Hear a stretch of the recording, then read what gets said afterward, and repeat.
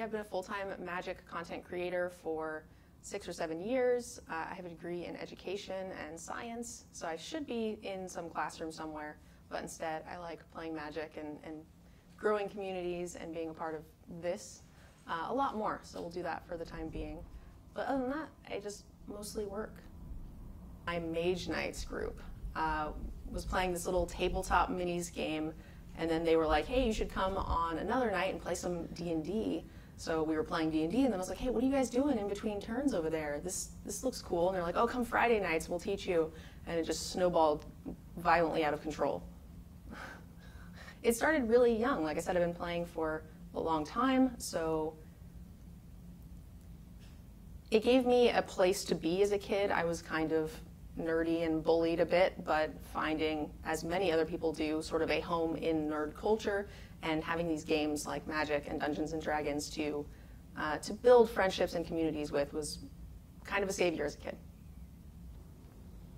For many, many years, my brand was always limited and sort of value and economy stuff. So I do limited set reviews, we'll do drafts every time a new set comes out and try to help walk people through those drafts, help them learn the format.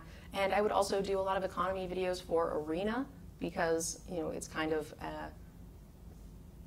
one of the most expensive online card games to play, so letting people know what is worth their time or how to build a collection on the cheaper side was always a really big thing for me. But more recently, I've been starting a new Commander show called Decked Out. So I'm getting larger in that community and having more people know and recognize me from Commander. I really enjoyed playing more competitively. I was not very good when I was younger, back in like 2000. When I first started, I was doing some what I now look back on as like funky homebrews, but I did try to play as competitively as I could, and I did really well with other kids in smaller environments. But now as an adult, I really enjoy getting to play at the top levels as well as create content around it that is slightly more casual and build that community. Every time I do live events, I have, you know, dads come up to me and tell me, you know, my daughter watches your content all the time. I got her into Magic, and because she gets to watch you, she feels safe to come here and play these things, and she wants to be like you when she grows up and cool things like that.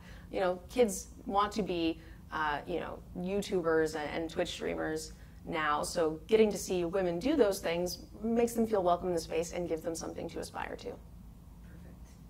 I don't think anything will ever get me to stop entirely, but I see a world, I don't know, maybe I have kids or something, and it becomes a lot harder to play like I play today. But I definitely still play like I'm, you know, in high school and college and just get to play all the time, which is great.